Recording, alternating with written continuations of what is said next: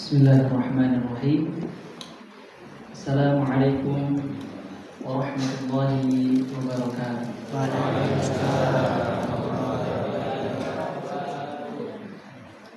Alhamdulillah. Alhamdulillahilladzi bi ni'matihi tatimmu shalihat. Asyhadu an la ilaha illallah wahdahu la syarika lah. Wa asyhadu anna Muhammadan 'abduhu wa nabiyyuhu wa rasuluh. Allahumma salli wa sallim ala sayyidina Muhammad wa ala alihi wa sahabatihi wa tabi'ina lahum bi ihsan ila yaumiddin. Allahumma 'allimna ma yanfa'una wanfa'na bima 'allamtana. Allahumma ij'al jam'ana hadha jam'an marhuma wa tafarruqana min ba'dihi tafarruqan ma'suma. Amin amin ya rabbal alamin. Yang kami hormati Bapak Sesepuh, Pak Ibu, Ustaz Ibnu Rizal, Ibu Lurah yang tadi menyampaikan beliau kesusahan bahasa Jawa Ibu ya, karena bukan lahir di sini. Saya izin menyampaikan, saya lahir di sini aja masih kesusahan sebenarnya. Saya lahir di sebuah puskesmas dengan, tapi sampai sekarang masih kesusahan bahasa Jawa. Ini pengampunan ya Bapak Ibu ya. Jadi saya pakai bahasa Indonesia. Betul apa lagi? Iya. Kalau boleh saya turun lagi. Bapak Ibu yang dirahmati oleh Allah Subhanahu wa taala,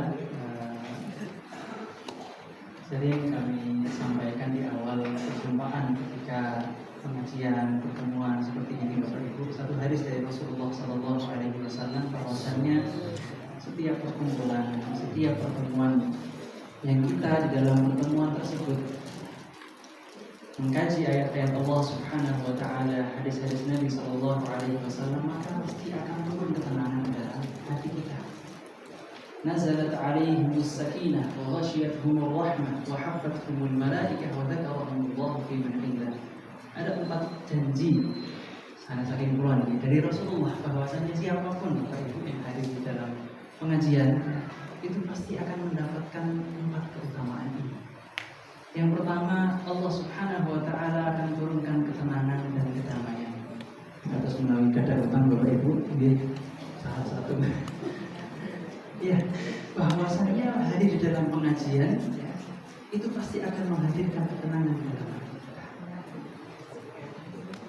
Bahkan kalaupun di kajian tersebut yang saya udah tadi ngantuk-ngantuk tadi pas ditekoni kancane mau aku mau pas turun ya gitu. Sedang ketiduran seperti itu. Tentang ketenangan itu Allah hadirkan di dalam hati kita. Sehingga kalau kita juga membaca bagaimana para ulama di zaman dulu ya itu mengajarkan ilmu kepada murid-muridnya. Kita ambil contoh misalkan majelisnya Imam Malik, majelisnya Imam Ahmad, majelisnya Imam Syafi'i. Itu bisa kita katakan 25% yang mau belajar ilmu mencatat ya. Itu 3/4-nya ya cuma pengen lihat imamnya gitu ya. Kemudian pengen belajar akhlaknya. Itu bukan ketika saya tadi sampaikan ya. Saya sudah menikah, saya sampai harus pakai cincin karena kalau bimbing sama Bapak itu sama anak saya, maaf Bu, anak saya sudah 3. Ya, bahwasannya hadir di dalam majelis ini itu pasti menghadirkan ketenangan dalam hati. Bahkan kalaupun kita tidak paham, kita tidak mencatat, kita tetap ada ketenangan. Meskipun yang bagi Allah kita tentu menyimak dengan baik.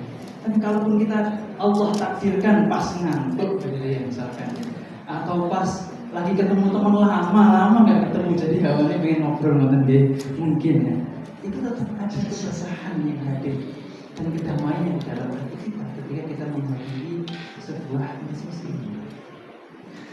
Nazalat alaihimus sakinah wa ghasyiyatuhumur rahmah. Kemudian rahmat Allah itu meliputi satu majelis tersebut. Rahmat yang berarti ampunan dari Allah, rahmat yang berarti didekatkan kepada kebaikan. Wa ghasyiyatuhumur rahmah wa haffathumul malaikah. Kemudian para malaikat yang mulia juga mengelilingi kita. Ya, jadi ternyata di antara para malaikat, kalau kita mungkin hafal 10 malaikat dengan tugas yang kita hafal itu ya Bapak Ibu, ternyata di sana masih banyak sekali malaikat yang lain dengan tugas-tugas yang lain. Di antaranya ada malaikat yang Allah beri tugas itu hadir di pengajian.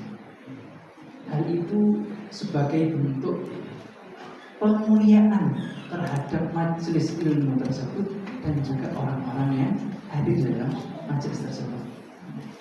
Wadzakarahumullah fi man indah. Dan keutamaan yang keempat, Rasulullah menyebutkan Allah mengabsen nama yang hadir satu persatu di hadapan penduduk langit sebagai bentuk takrim atau pemuliaan. Sehingga kalau mungkin Ustaz Rizal ada yang sempat tidak terlihat begitu ya, oh Bapak ini belum hadir, padahal hadir. Tenang Pak, Allah akan absen di sini. Jadi Allah yang sudah absen di langit sana sebagai bentuk memuliakan hamba Allah yang hadir dalam pengajian tersebut. Allah menyebutkan satu persatu namanya di kalangan para penduduk langit. Dan para penduduk langit adalah para malaikat yang mulia yang tidak pernah bermaksiat kepada Allah Subhanahu wa Ta'ala. Bapak Ibu yang dirahmati Allah Subhanahu wa Ta'ala, kalau tadi Ustaz Rizal menyampaikan waktunya mepet gitu saja. Ini mepet maghrib, mepet isya atau mepet subuh saja. Kalau mepet subuh masih boleh lah kita ya 10 jam lah gitu ya. Saya insya Allah kuat sih kalau sampai jam 3 dini hari atau jam 8 malam. Nah, insya Allah sampai jam 5 juga kalau saya. Jadi kalau sampai itikaf di sini monggo ya. Baik, Bapak Ibu yang dirahmati oleh Allah Subhanahu wa Ta'ala, pada pengajian di sore hari ini ada satu pembahasan yang ingin kita kaji bersama. Bapak Ibu yang dirahmati oleh Allah, Allah Subhanahu wa Ta'ala menyebutkan tentang orang-orang yang tidak beragama atau orang-orang musyrik ya, yang menyembah berhala atau yang tidak beriman ya, artinya tidak percaya dengan hari pembalasan.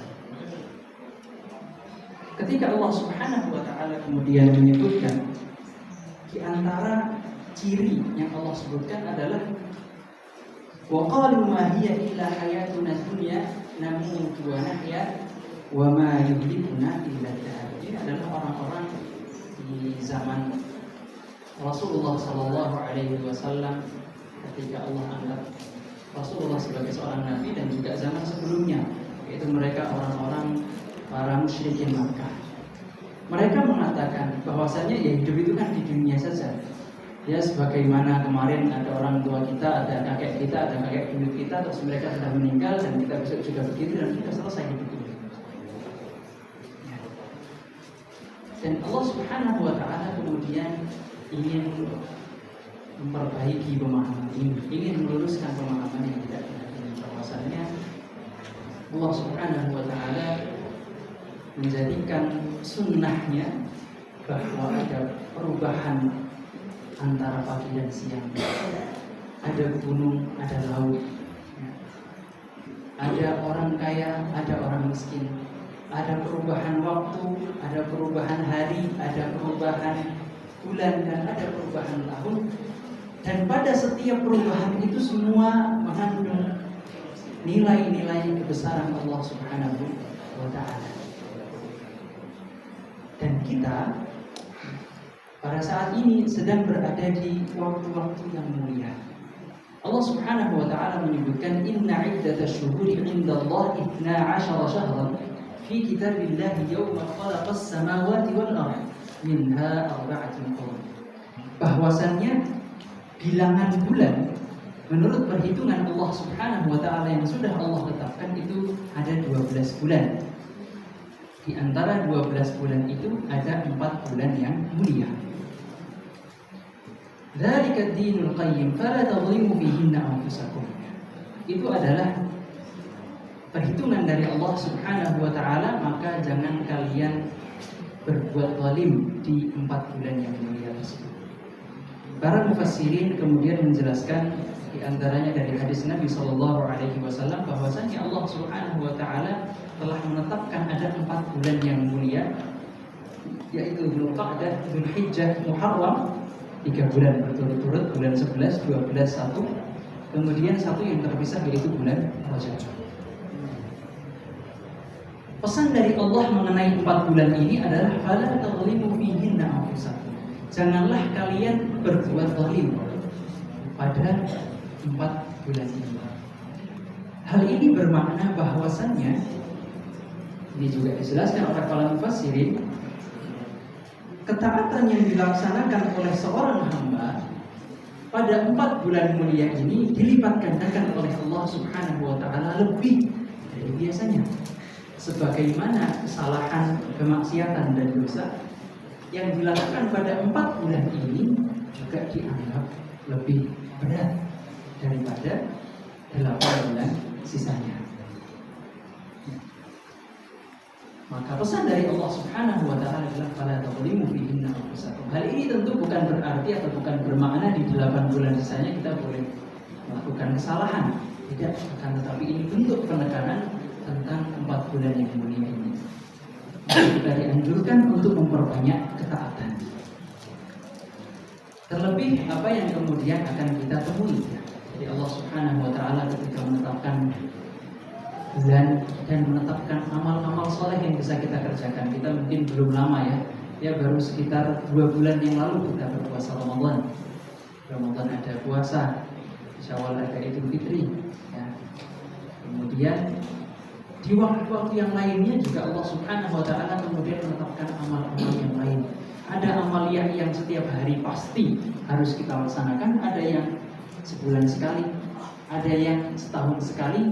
Hal ini adalah bagaimana dengan hikmah Allah Subhanahu wa Ta'ala yang Maha tahu tentang sifat dasar kita sebagai manusia.